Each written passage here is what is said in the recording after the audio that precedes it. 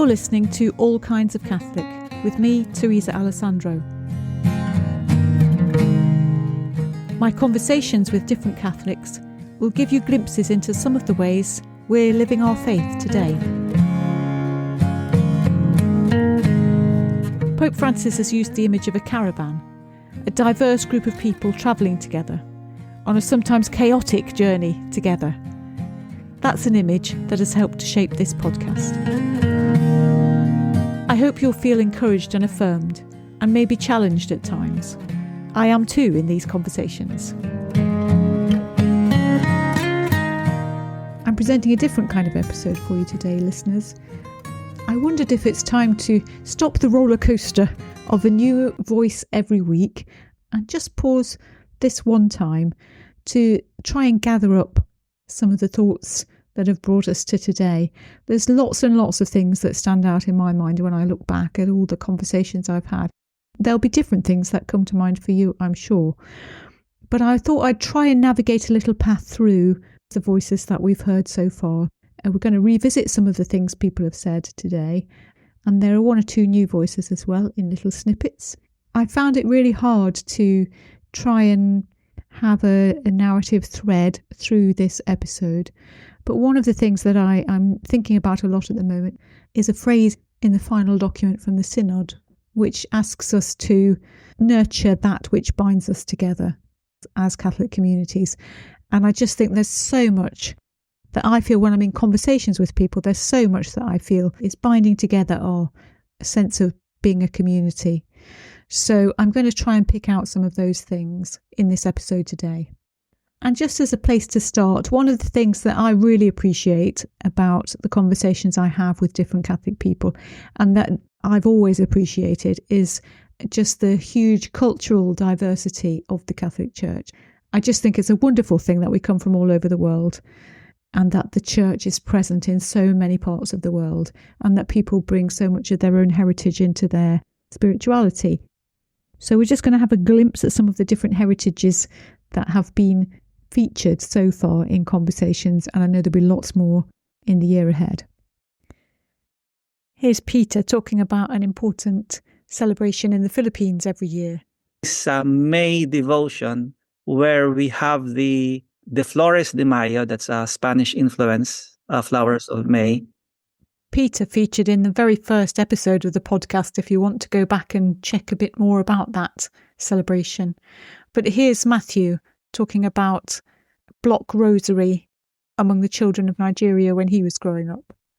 It was every street to have their own block rosary center where all the Catholic children gathered between 6 and 6:30 to say the rosary. So if you're driving around from one street to the other, you will hear different block rosary children gathered in one place saying the rosary. And in another thread, Chantel was telling us something about her Keralan heritage. So I'm originally from Kerala, which is a state in India. It's like a southern state. There's kind of like different divisions. One of them is the Syro-Malabar Church. We're also called St. Thomas Christians. And it's important because in, I think it was 52 AD, St. Thomas came to Kerala where he evangelized, prophesied, kind of showed miracles to the people that were there. It kind of caused that conversion. And it's very important in India, to be Catholic. And Karen spoke about her support for the traveller community and the ways in which that has supported her own faith too. Working particularly with some of the younger children, their joy and their knowledge, I suppose, that's the other thing, their knowledge about their faith and belief. I just feel very privileged, I suppose, to sort of see that deep commitment and desire to want to be part of the church. Some guests on the podcast so far, you'll have noticed, talk about spiritual reading or spiritual practices in a particular tradition that have helped them. So Ignatian spirituality, Dominican spirituality. Remember these bits of conversations. Here's Colette first. But I'm actually very rooted in Ignatian spirituality, so the work of St. Ignatius Loyola, which is finding God on all things. That's really at the heart of it, is finding God in those biggest scales of the universe and in the smallest as well. but also finding God in each other and in the events of our lives. And this is what Mark had to say about being a lay Dominican. Yes, when we meet monthly, we have prayer together first, which is the morning prayer of the church from the Divine Office. And then we always have a time of study. We have an ongoing formation. It might be biblical study. It could be the lives of the Dominican saints. We have a time of fellowship, just community socializing together, which is really helpful because we have a similar spirituality and we want to support each other and encourage each other. A number of guests have spoken about the relationship between their prayer life and the action they may take. Maybe the way they relate to other people or the way they operate in the world or specific social action that they get involved in. And I found this really difficult to try and draw out for you today, listeners, because that spiritual inwardness and the outwardness is so bound together in the conversations that I've had. So one of the things that I think is a good starting point is what Sue was telling us about Father Richard Rohr, a Jesuit. Father Richard Rohr's work on action and contemplation, you might remember. And you can listen to his homilies on the Centre for Action and Contemplation, it is. Contemplation calls you to action, action calls you to contemplation. And you need both. It's not, we don't live in a world of either or, which we've made it, a dualistic world. We're in this where it's both and. And more recently, Father Jerry spoke about this too. It was that marriage, if you like, of contemplation and action. I think that meant a lot to me. And I had read when I was in ministry, apart from reading the theology books that we were supposed to read, I was reading an awful lot about what was happening across the pond, reading books by Thomas Merton and Dorothy Day and the Catholic worker movement. Where it came from a very strong and very deep prayer life. And a number of guests have talked about the beauty of creation being something that brings them into the presence of God. And I've particularly remembered a really early episode with Martin about Teilhard de Chardin, the Jesuit priest, and his writing. Remember this. He was a scientist. People still trying to take a lot at the beginning of the Bible very literally. But he had a much wider vision all through time and space, and he could see God as a kind of burning heart of love, not part of the universe, but the creator of the universe. Lots of guests at one time or another have mentioned being on retreat or spending time in quiet reflection in that beautiful nature. Peter, who hasn't had a full episode on the podcast to himself, is sharing some of the spaces that help him feel the presence of God in his life. Retreats or just being alone. The times when I've been really confident, I suppose, if presence in my life and feeling that sort of closeness to God, having that relationship, has been for me really when I've been able to sit back and reflect, kind of stop. I think the pace of life, we all know, can get a lot. And having that time to step back, it's a bit like that sort of footprints in the sand. Only when I kind of sit back, if I go on a retreat or maybe a pilgrimage or even just in my living room, sit down with a cup of tea and have 10 minutes of just kind of silently thinking about things. It's kind of in those moments that I can kind of go, oh, retrospectively, I can look back and say, oh, actually, God has been there. God has been guiding me. If I don't get into that space, then I'm just consumed with all the things that are happening and God doesn't feature very much in that at all. One of the reasons I started this podcast was because I recognised that in my life, conversations with fellow Catholics or fellow Christians or fellow human beings have helped to shape my faith journey and have been really important to me at different times.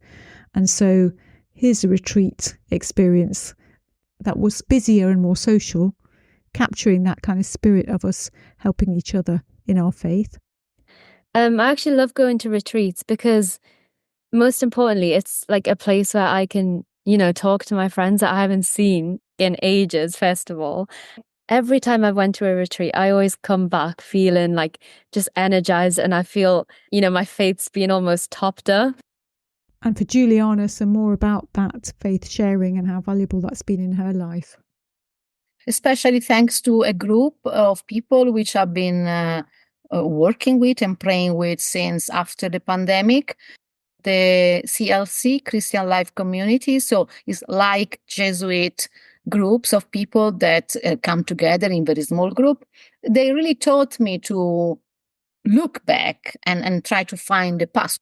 I'm a person that tends to look a lot at the future, what's in front of me, and making a right choice in a sort of rational way, I would say, mental more than emotional, about what's coming. But they really taught me about looking back, and thanks to their help and the meetings and the meditation we have done together over the last now 3 years, I was able to see a sort of a path. So to look back and see where God had been in the past.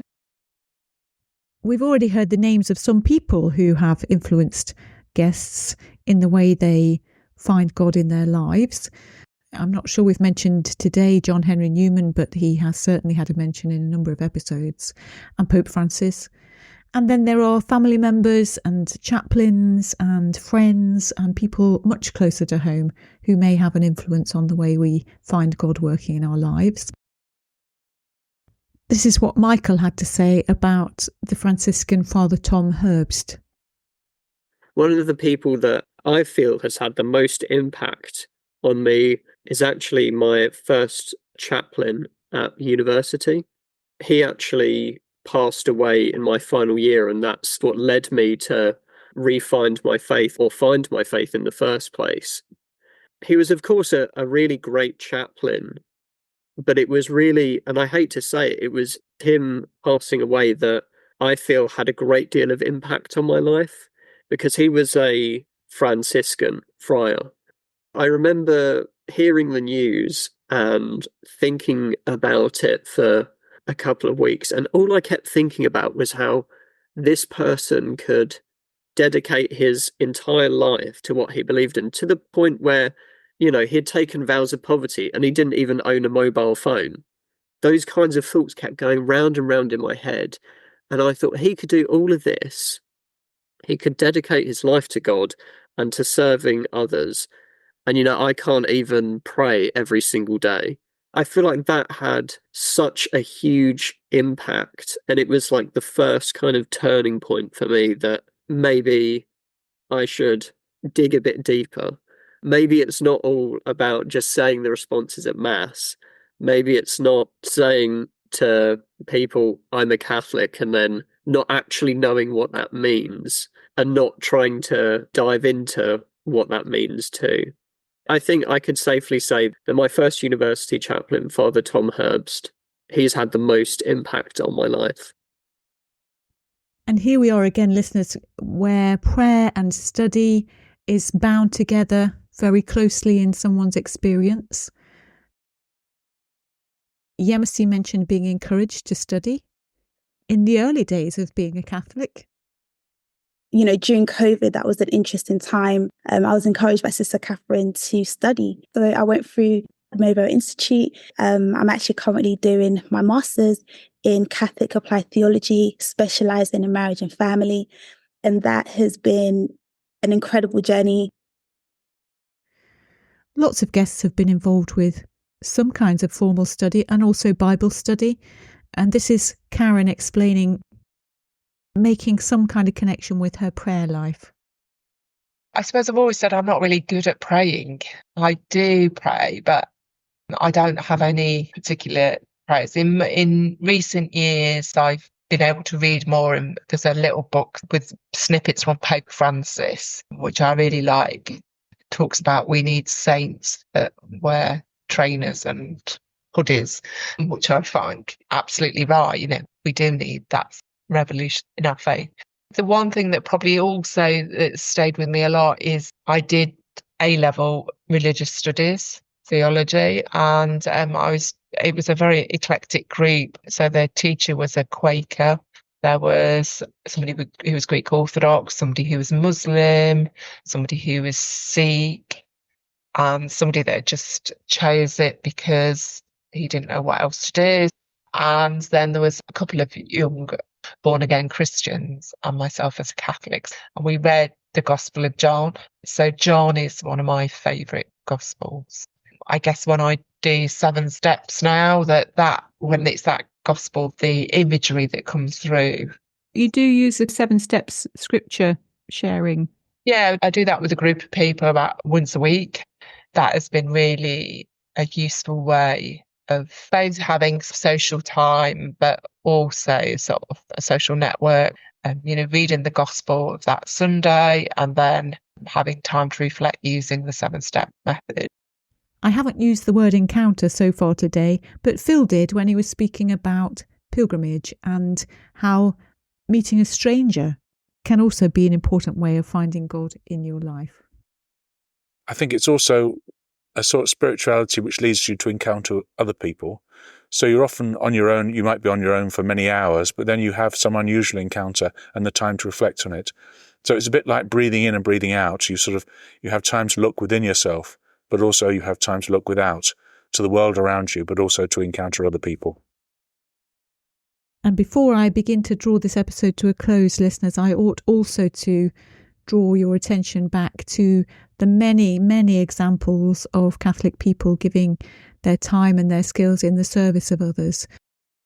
There's just a couple of the many examples we could revisit here, and I know there'll be many more examples in the conversations yet to come. Here's Andy, and he also mentions the importance of the parish, which we haven't even touched on today. But it's always been important to us to be able to connect with the parish that we're in at the moment. The priest he actually invited us to do a course. It's called Life in the Spirit Seminars, and he invited us to run that in his church. He just made it so welcoming. It was lovely and warm. There was tea and coffee. There was, thank God for that. What a lovely way of serving and just involving us in that parish. And you might remember Jerry. My prayer was action. I told you at the beginning, I'm a practical Catholic. So service, fixing a generator or a water pump in the middle of the Luangwa Valley in Zambia, or helping out during COVID vaccination and helping people get through that period, working with Catholic People's Week or the National Justice and Peace Conference. And then there was Yvonne in New Zealand. I oversee a peer support group for people just new to younger onset dementia. So we meet in a cafe in town and have chat, and then go and do some exploring and light-hearted, but with people who understand what's going on. Okay, listeners, I hope there's something from this week's different kind of episode which has spoken to you and brought back into your mind some of the conversations you might have heard already, and maybe inspired you to go back and listen to some of those conversations that you might not yet have heard first time round. I said at the beginning that I've been thinking about how the podcast might nurture the things that bind us together. I hope there's something among people's thoughts that is nurturing for you. I'm conscious that we are now in this Jubilee year, and that while there is something about a Jubilee which is about a reset, we spoke about this in the 3 Wise Women episode, there is an element of rebalancing justice around the Jubilee. But the theme of the Jubilee year is Pilgrims of Hope. I wanted to finish on a hopeful note, so I'm going back to Yemisi here. I often ask guests about scripture. When Yemisi spoke about the piece of scripture that continues to inspire and encourage her, I found it very interesting, and also I think there's a lot of hope in it. And so I'd like to finish with that today. Thank you for listening. Here's Yemisi. Yes, so Matthew chapter 25, verse 29 is a scripture that I really hold very close to my heart. And it says, "For to everyone who has will more be given, and he will have abundance. But from him who has not, even what he has will be taken away." For me personally, my journey of faith, I think, is anchored to the scripture, because I remember starting my journey really trying to decipher what my faith will look like and how it will flourish. I knew that I love God. I knew that I loved young people. I knew that I wanted to make a difference in my parish community. And the scripture rings so true to me, because I genuinely feel like the Lord's saying that I've given you this now. So, I've led you here. This is where I want you to be. This is where I've planted you. And I'm going to bless you. Keep going and I'm going to bless you. And I've held on to that. I've held on to that scripture for a long time because I want to know more. My attitude is to do my best to say yes, to let God's will be done, really. Thanks so much for joining me on All Kinds of Catholic this time. I hope today's conversation has resonated with you. A new episode is released each Wednesday. Follow All Kinds of Catholic on the usual podcast platforms. Rate and review to help others find it. And follow our X, Twitter and Facebook accounts @Kinds of Catholic. You can comment on episodes and be part of the dialogue there. You can also text me if you're listening to the podcast on your phone, although I won't be able to reply to those texts. Until the next time then.